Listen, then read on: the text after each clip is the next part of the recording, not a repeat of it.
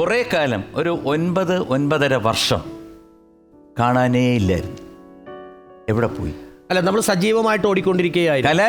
കലാരംഗത്ത് തന്നെ ഞാൻ മാറി നിന്ന് കളഞ്ഞൊരു സമയമാണ്. കാരണം ഓടി നടന്ന് സ്റ്റേജിൽ പരിപാടി, ഒത്തിരി പ്രോഗ്രാംസിൽ ഇങ്ങനെ ഓടി നടക്കുന്ന സമയത്താണ് പെട്ടെന്ന് അമ്മ സുഖമില്ലാതാകുന്നത്. അതിനെ ട്രീറ്റ് ചെയ്യാം. അപ്പം ഞാൻ മാത്രമേ ഉള്ളൂ. അപ്പോൾ അതിനെ ട്രീറ്റ് എത്ര മക്കളാണ്? 2 പേരാണ്. ഒരു ബ്രദറും. ബ്രദർ എന്ത് ചെയ്യുന്നു? അവൻ ഭിന്നശേഷിക്കാരനാണ്, ബുദ്ധി ഇല്ലാത്തൊരു ആളാണ്. അവൻ്റെ കാര്യങ്ങളെല്ലാം നമ്മളാണ് ചെയ്തു കൊടുക്കണം. അപ്പം അമ്മയ്ക്ക് അവനെക്കുറിച്ച് ഒരു ടെൻഷൻ ഉണ്ട്. ആ സമയത്താണ് പ്രഷർ കയറിയിട്ട് അമ്മ 10-27 ദിവസം വെന്റിലേറ്റർ ആവണം. അമ്മയുടെ മരണം, അതിനുശേഷം അച്ഛനൊരു 9.5 കൊല്ലം തളർന്ന് കിടപ്പായിപ്പോയി. അപ്പം ഒരു മുറിയിൽ അച്ഛനുണ്ട്, ഒരു മുറിയിൽ അനിയനുണ്ട്. അപ്പം പിന്നെ ഞാൻ ആലോചിച്ചു, ഈ സമയത്ത് നമുക്ക് ഓടി നടക്കാൻ പറ്റാത്തൊരവസ്ഥയാണ്. അന്ന് ഇവരെ നോക്കാൻ വേണ്ടി ഞാൻ അങ്ങ് നിന്നു. ആ ഒരു 9.5 വർഷം ശരിക്കും എനിക്കൊരു വനവാസമായിരുന്നു.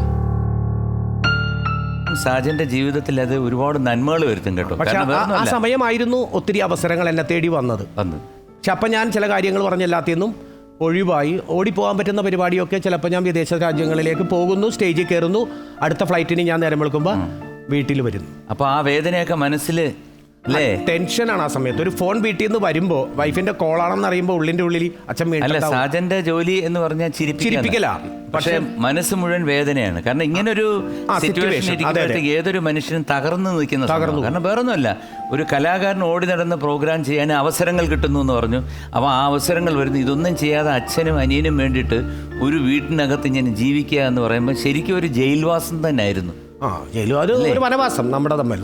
പിന്നിപ്പോ ഉയർച്ച, അച്ഛന്റെ മരണമാണ്. അച്ഛന്റെ മരണം എന്ന് പറയണത് അതും ഒരു കർക്കിടകത്തിലാണ്. അപ്പോൾ അതൊക്കെ ഞാൻ രാമായണം വായിക്കുന്ന സമയത്താണ്. അപ്പൊ നമുക്ക് ഈ 2 മരണവും ആ ഒരു സമയത്ത് നമുക്ക് ഫീൽ ചെയ്തെന്നാണ്. അടുത്തു വരുന്നു. അപ്പൊ അച്ഛൻ എൻ്റെ കൈ കൊണ്ട്, അപ്പൊ ഞാൻ എപ്പോഴും ആലോചിക്കുന്നതെന്ന് പറയുമ്പോൾ നമ്മ ഇത്ര നാളും ആ സമയത്ത് കല്യാണം കഴിച്ചിട്ടില്ല. ഉണ്ട്. അമ്മ മരിച്ചിട്ട് ഇപ്പോൾ ഒരു 13 കൊല്ലം, അച്ഛൻ മരിച്ചിട്ട് ഒരു 4 വർഷം. അതിനിടയ്ക്ക് ഞാനൊന്ന് മരിച്ചു. അപ്പോൾ എൻ്റെ വാർത്ത FB-യിൽ വന്നു, അത് പത്രത്തിൽ വന്നു. പത്രം ഒഴിച്ചിട്ട് മാധ്യമങ്ങളെല്ലാം പൊട്ടിഘോഷിച്ചു. അപ്പോൾ അത് ഞാൻ സിനിമയിൽ അഭിനയിച്ചുകൊണ്ടിരിക്കുകയായിരുന്നു. അപ്പോൾ ഞാൻ വൈഫിനെ വിളിച്ച് പറഞ്ഞു, ഞാൻ മരിച്ചിട്ടുണ്ട്, പലരും വരും വിളിച്ചു ചോദിക്കും, ഞാനിപ്പോൾ ജീവിച്ചിരിക്കുകയാണ്. പിന്നെ അത് ഉച്ചക്കത്തെ വാർത്തയിലൊക്കെ വരെ വന്നു. അപ്പോൾ പിന്നെ ഞാൻ വിളിച്ചു പറഞ്ഞില്ല, മരിച്ചിട്ടില്ല, അത് കലാഭവൻ സാജനാണ് മരിച്ചത്, എൻ്റെ പടം വെച്ചാണ്.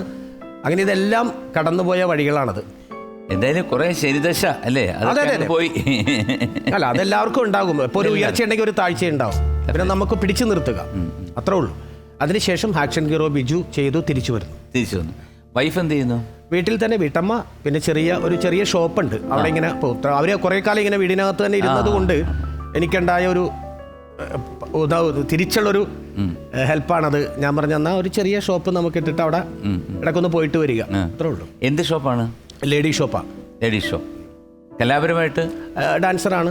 അത്യാവശ്യം എല്ലാ ശാസ്ത്രീയ ക്ലാസിക്കൽ ഡാൻസ് ചെയ്യും. സിനിമാറ്റിക് ആണെങ്കിലും സിനിമാറ്റിക്കിനേക്കാൾ കൂടുതൽ അവർ ക്ലാസിക്കും തിരുവാതിരയൊക്കെയാണ്. സാജൻ ഈ അക്ഷരം കൊണ്ട് അമ്മാനമാടുന്ന ഒരു വ്യക്തിയാണ്. അതെ അതെ, കൃത്യമായിട്ട് ഇതെങ്ങനെയാണ് പറയുന്നത്? അല്ല, ഞാൻ പൊതുവേ മലയാളം കൂടുതൽ നന്നായിട്ട് എടുത്തു പഠിച്ച ഒരാളാണ്, സംസ്കൃതവും പഠിച്ച ഒരാളാണ്. അപ്പോൾ എൻ്റെ സംസാരം പൊതുവേ ഒരിത്തിരി സ്പീഡാണ്. പക്ഷെ എനിക്ക് സ്പീഡിൽ പറയുമ്പോൾ എനിക്ക് അക്ഷരത്തെറ്റ് കുറവാണ്. എനിക്ക് സ്ലോയിൽ പറഞ്ഞാൽ പ്രശ്നമാവും. ചിന്ത കൊടുത്താൽ പോയി എന്ന് ചിന്തിച്ചല്ലേ ഇതിങ്ങനെ അങ്ങോട്ട് ഒരു യാത്രയാണ്. അപ്പം അതിലൂടെ അന്ന് തിലകൻ ചേട്ടൻ്റെ മകൻ ഷമ്മി തിലകനാണ്, ഷമ്മി ചേട്ടനാണ് എനിക്ക് ഈ മകാരം മത്തായിയുടെ ഒരു പ്രോഗ്രാം കാണിച്ചു തരുന്നത്. അതിൽ നിന്ന് ഞാൻ പിന്നെ ഒരു ഉത്തേജനമായിട്ട് നമ്മളത് പഠിക്കുകയും ദീർഘമായിട്ട് നമ്മൾ സംസാരിക്കുകയൊക്കെ ചെയ്തിട്ടുണ്ട്. ലേറ്റസ്റ്റ് ആയിട്ട് ഏതെങ്കിലും പ്രിപ്പയർ ചെയ്തിട്ടുണ്ടോ? ലേറ്റസ്റ്റ് ആയിട്ട് ഞാൻ ഈ ഇടക്ക് ഞാൻ എഴുതിയ രചനകളിൽ ഞാൻ എടുത്തു വെച്ച് നോക്കിയത്, നമ്മൾ ഈ ആറ്റം മുതൽ ഈ അറ്റം വരെ യാത്ര ചെയ്യുമ്പോൾ ഒരു ദിവസം ഞാനിങ്ങനെ എൻ്റെ യാത്രയിൽ, നമുക്കൊക്കെ അറിയാമല്ലോ ഈ യാത്രകൾ ഇങ്ങനെ പോകുന്ന വഴിയെക്കുറിച്ച് നമുക്ക് ചിന്തകളൊന്നും ഇല്ലെങ്കിൽ എന്താണ് ഈ യാത്രകളുടെ പ്രത്യേകത. അപ്പം നമ്മൾ കാസർഗോഡ്, അതിനകത്തൊരു ഇറ്, കണ്ണൂര്, പയ്യന്നൂര്, കരിവെള്ളൂര്, വെള്ളൂര്, നേരെ നിലമ്പൂര്, അത് കഴിഞ്ഞ് മലബാറിൽ വന്ന തൃശ്ശൂരിൽ നിന്ന് നേരെ കൊടുങ്ങല്ലൂര്, പറവൂര്, തൃപ്രയാറ്, ഇങ്ങനെ കറങ്ങി കലൂര് വരും. കലൂരിൽ നിന്ന് അരൂര്, അത് നമ്മൾ നേരെ വയലാറ്, തുറവൂര്, അടൂര്, കിളിമാനൂര്, പൂവാറ്, മൊത്തത്തിലൊരു ഇറ. അപ്പൊ ഇറ എന്നുള്ള അക്ഷരത്തെ കുറിച്ച് ഞാൻ കുറെ അധികം പറഞ്ഞിട്ടുണ്ട്. കുമാരേട്ടൻ്റെ ഒരു ഇറുണ്ട്, MG ശ്രീകുമാർ എന്ന് പറയുമ്പോൾ, യേശുദാസിൽ ഇറില്ലെങ്കിൽ ഡോക്ടർ എന്ന് പറയണേൽ ഒരു ഇറുണ്ട്. AR റഹ്മാൻ എനിക്കിഷ്ടമാണ്, AR റഹ്മാനിൽ ഒരു ഇറുണ്ട്. അമിതാഭ് ബച്ചനെ ഇഷ്ടമല്ല, ധർമ്മേന്ദ്രയിൽ എനിക്കിഷ്ടമാണ്, ധർമ്മേന്ദ്രയിൽ ഒരു ഇറുണ്ട്.